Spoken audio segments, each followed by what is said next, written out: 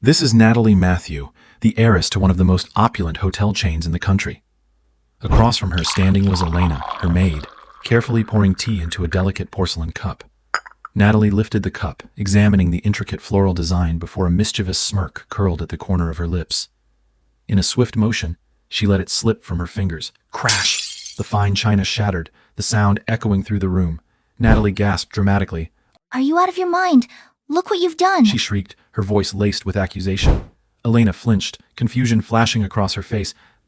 Miss Natalie, I didn't— Don't lie!" Natalie cut her off. She leaned forward, lowering her tone just enough for only Elena to hear. "We both know what happened. And now, you have two choices." Elena swallowed hard, her hands trembling. "Either you do exactly what I ask of you when the time comes, or I tell my father that you're reckless and you'll lose this job." Elena's breath hitched. She couldn't afford to lose this job, not with her mother's medical bills piling up. After a long pause, she nodded. "I'll do what you ask." Natalie smiled victoriously just as footsteps approached. Her father. What was that noise as he entered, his sharp eyes scanning the room? Natalie leaned back in her chair. "Oh, just a video, Dad. The volume was up too high." Satisfied, her father nodded before taking his seat. Natalie leaned forward eagerly. "By the way, about the car I wanted." Her father exhaled, his patience thinning. "We've talked about this, Natalie. No car until you turn 18, and only if you keep your grades up." Her smile faded with an audible huff. She pushed back her chair and stormed out. A soft knock on Natalie's bedroom door. Elena hesitated before stepping inside, where she found Natalie standing before her full-length mirror, dressed in a sleek black outfit, finishing touches of makeup. Natalie turned. "It's time to fulfill your promise." Elena stiffened. "Miss Natalie, please. Fooling your father like this isn't right." Natalie rolled her eyes, grabbing a silk nightshirt and pajama set from her wardrobe and shoving them into Elena's hands. "I didn't ask for your opinion. Wear this, get into my bed, and make sure my father believes I'm sleeping. Or else—" She trailed off, her meaning clear. Elena's heart sank. The weight of her promise, her mother's fragile health, and the job she couldn't afford to lose pressed down on her. With a deep breath, she changed into Natalie's clothes and slipped under the plush blankets, turning her face away. Natalie grabbed her designer purse and slipped out into the night. Moments later, her father entered the dimly lit room. Seeing the still figure beneath the blankets, he sighed, stepping closer.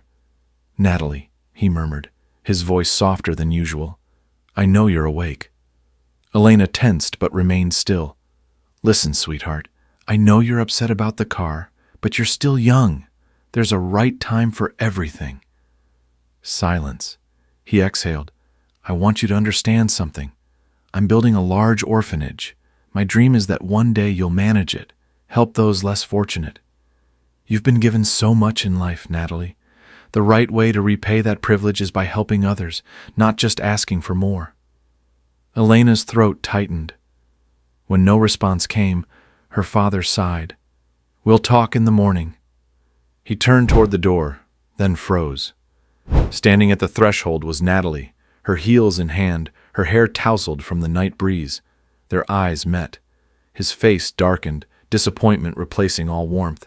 His jaw clenched and his hands curled into fists at his sides. "Enough," he said, his voice low but filled with authority. "This time, you've crossed the line, Natalie. Tomorrow, you will face the consequences of your actions.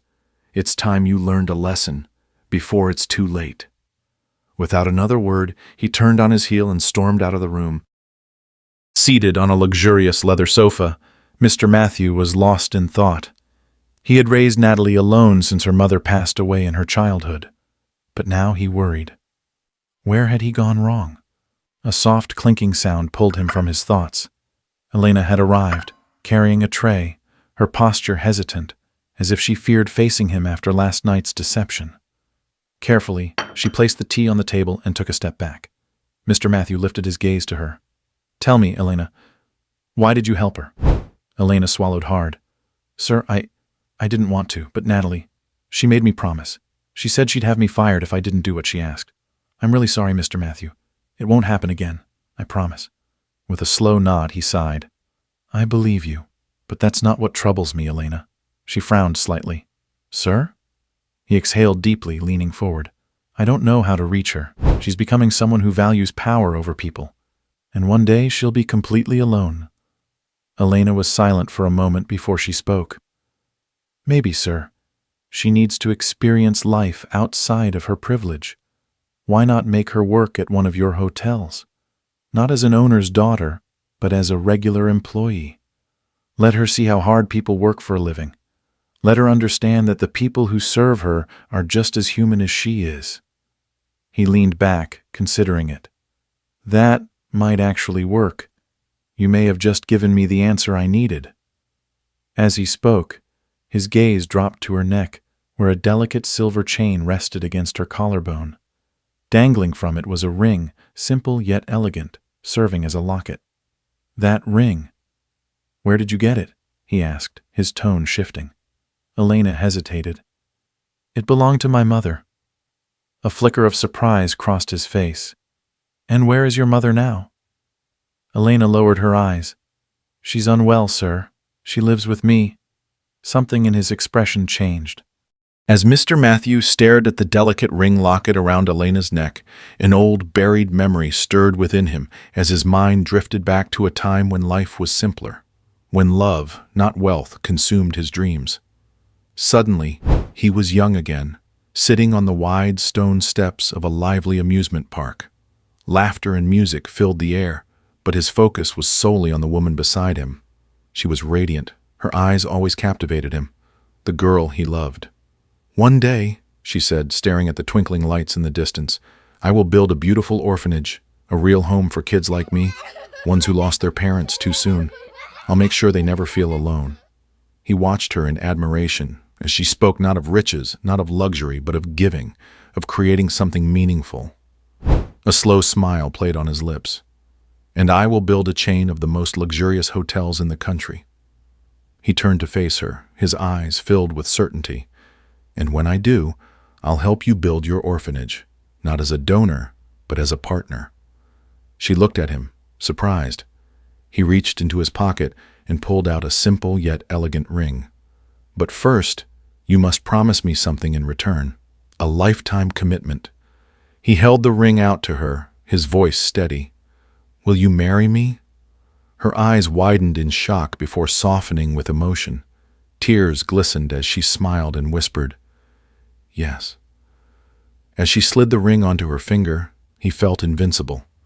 Nothing else in the world mattered, until everything changed. The sun had barely set when he arrived, breathless yet beaming with excitement. The small bench near Water Fountain in Park where they always met felt too quiet for the rush of emotions inside him. She was already there, waiting on their usual bench, her hands clasped in her lap. Her smile was soft, but lacked its usual spark. "I have big news," he said, unable to contain himself. Her brows lifted, masking whatever was clouding her thoughts. "Tell me." He sat beside her. "I got selected for the Best International Hotel Management Program. My company is sponsoring me. It's a once-in-a-lifetime opportunity." His eyes shone with dreams of the future. "I leave tomorrow." She smiled, but something in it felt forced. "That's amazing. I'm so happy for you." But he noticed the hesitation in her voice. "What's wrong? You sounded like you had something important to tell me over the phone." She blinked, her gaze dropping for a split second before she forced another smile. "Oh, that! I got so caught up in your big news that I completely forgot what I wanted to say." He frowned. "Are you sure?" "Of course," she nodded quickly. "It was nothing. Let's focus on you now. You have a flight to catch tomorrow?" He let it go, too consumed by his excitement. She, on the other hand, kept her secret buried. That night she helped him pack, folding his clothes with careful hands. And the next day she stood at the airport gate, waving as he disappeared through the terminal doors, never once revealing the truth that could have changed everything. A firm knock echoed against the wooden door of the small home. Inside, Maria, graceful woman, paused from her sewing. Elena must be home early, she thought, rising with a soft smile. She pulled open the door, only to freeze in shock. Standing on her doorstep, dressed in an elegant suit, was Mr. Matthew. "Good evening," he said, his voice calm but heavy. "I am your daughter's employer. May I come in?" Maria hesitated, confusion flickering across her face. Something about him felt familiar, too familiar. Without a word, she stepped aside and let him in. As he moved into the modest living room, the dim lighting cast long shadows.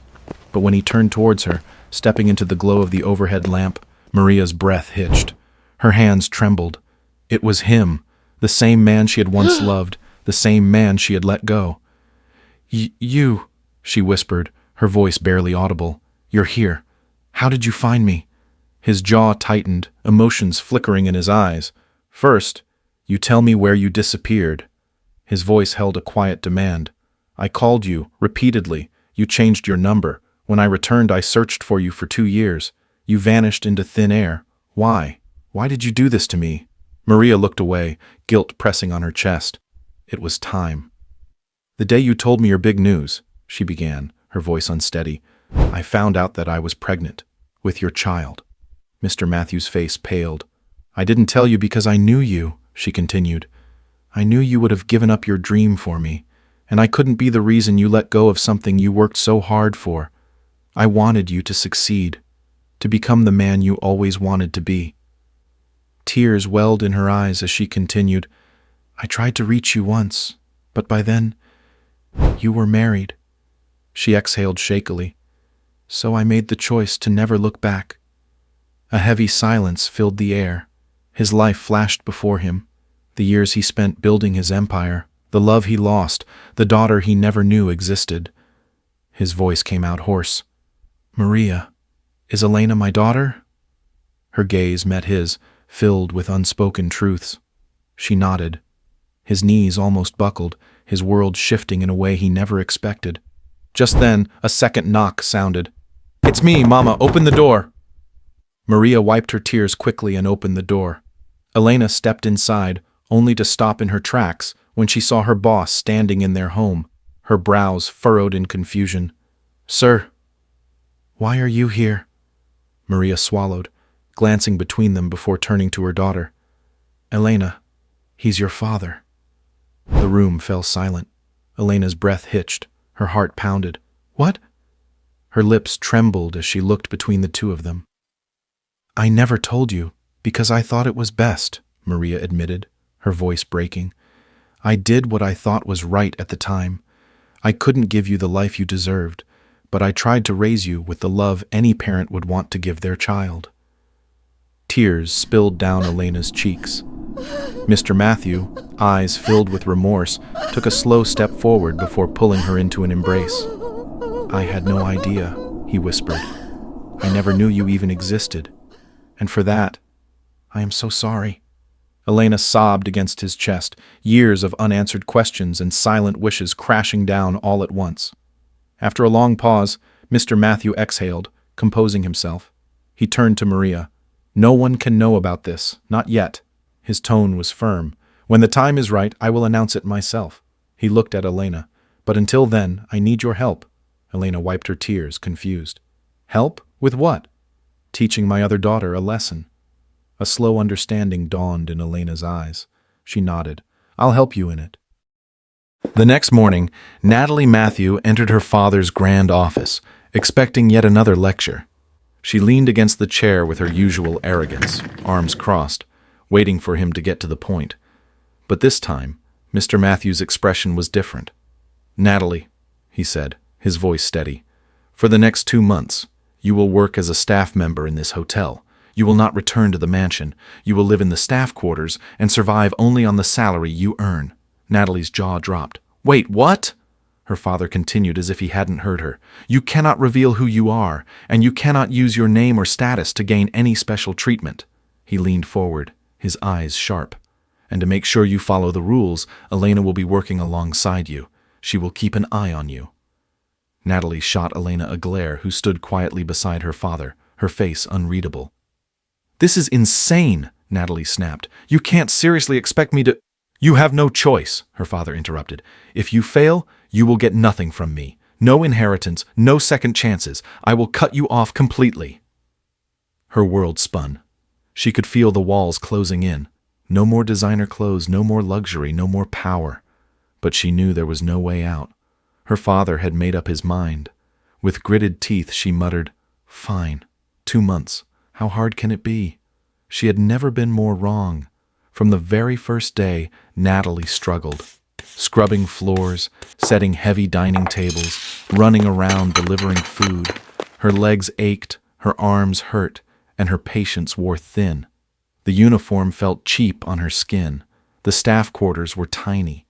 The worst part? Elena was always there, correcting her mistakes, showing her how to properly fold sheets, polish silverware, and serve guests with actual respect. Natalie resented her at first, but deep down she knew. She had never worked for anything in her life. One evening, she was setting a table in the restaurant when her hand slipped. Crash! A plate shattered into pieces. The restaurant manager stormed in, his face red with anger. "What is wrong with you? You brats think this job is a joke? Do you even know how much this cost?" Natalie froze. She had never been scolded like this before. Before she could stammer out an excuse, Elena stepped forward. "It was my fault," Elena said firmly. "I dropped it." The manager's fury shifted. "Then it's coming out of your salary," he snapped before storming off. Natalie turned to Elena, her throat tight. "Why did you do that?" Elena gave her a small, sad smile. "Because I know what it feels like to be blamed for something you didn't do." Natalie's heart twisted. Memories flooded back. The countless times she had accused Elena of breaking things she had intentionally destroyed. The way she had belittled her, treated her like nothing. Tears welled in her eyes. "Elena, I'm sorry." Her voice shook. "For everything. I was awful to you, and you didn't deserve any of it." Elena looked surprised for a moment before her expression softened. "I know." Natalie wiped her tears, her chest feeling lighter for the first time. She took a deep breath and held out her hand. "Can we start over?" she asked hesitantly. Elena hesitated. Then after a moment she smiled and shook Natalie's hand. "Yes, let's be friends." For the first time in her life, Natalie Matthew truly meant it. Natalie stood behind the bar counter, wiping down glasses as part of her shift in the hotel restaurant. The past few weeks had been exhausting, but she had changed. She no longer saw this as a punishment. It was an awakening. Just as she reached for another glass, a familiar voice rang out. "No way! Is that Natalie Matthew?" She looked up and froze. 3 of her old friends sauntered into the bar, drunken giggles spilling from their lips. "What happened, babe?" One of them slurred, eyes gleaming with mockery. "Daddy finally kicked you out for being a brat?" The others laughed. "Guess you're one of us now." "Oh, wait, no. Even we wouldn't be caught dead working in a place like this." Natalie clenched her fists. These were the same people she had once called her best friends. "You're broke now," another sneered. "Low class. We can't hang with you anymore." She inhaled sharply. The old Natalie would have crumbled, lashed out, or tried to prove them wrong. But not this Natalie. Lifting her chin, she smirked. "You know what? A few months ago, I might have been hurt by this. But now, I finally see the truth." She folded her arms, her gaze steady. "You weren't my friends. You were leeches, freeloaders. I was the one paying for your parties, your designer bags, your fancy vacations. And now that I have nothing, you suddenly remember none of it? Pathetic." Her words hit their mark. The laughter faded, but before her ex-friends could retaliate, a commanding voice cut through the air. "Throw them out!" Natalie spun around to see her father standing at the entrance, his presence commanding the entire room. Beside him stood Maria, Elena's mother. The hotel security immediately escorted her so-called friends out. Natalie turned back to her father, tears brimming in her eyes. Without hesitation, she ran into his arms. "I'm sorry, Dad," her voice cracked. "I was so blind. I finally understand why you did all this. From today, I'll listen to you. I swear." Her father held her tight before pulling back, his eyes filled with pride. "I knew you had it in you." Natalie sniffled before her gaze landed on the woman beside him. Maria. "Who is she?" she asked, wiping her tears. Mr. Matthew exhaled. "She is someone I loved a long time ago. Someone I lost, and she is also—" He paused, then glanced at Elena, who stood quietly nearby. "Elena's mother, your sister's mother." Natalie's eyes widened. She turned to Elena, realization dawning on her. Wait, she's my sister? Elena nodded slowly, bracing for Natalie's reaction. For a moment, silence hung between them. Then, Natalie smiled. Well, she said, nudging Elena playfully, I already found my best friend in you. Guess it only makes sense that you're my sister too. Elena laughed, relief washing over her. Mr. Matthew watched his daughters with a sense of fulfillment. He had set out to teach Natalie a lesson, but in return, he had found his lost family. 1 month later, a dream fulfilled. The golden sunlight bathed the newly built orphanage home, its grand entrance adorned with fresh flowers. The day had finally come. Standing before the ribbon, holding the ceremonial scissors, were 4 people, bound not just by fate, but by love and redemption. Mr. Matthew, Natalie, Elena, Maria. Tears glistened in Maria's eyes as she looked at the home she had once only dreamed of, now standing tall and real. This was always my dream, she whispered. Natalie grinned. And now it's a reality. As the ribbon was cut, cheers erupted from the crowd. Mr. Matthew turned to his daughters with a woven basket. Inside, nestled against each other, were 2 tiny puppies, fluffy, innocent, and full of life. Natalie and Elena gasped in delight. Oh my God, they're adorable! Mr. Matthew chuckled and said, This little pup will teach you more than I ever could. Kindness without conditions, love without limits, and responsibility with heart. Take care of it, and you'll understand what it truly means to care for the world, and for the first time in a long, long time. Mr. Matthew knew they were truly a family,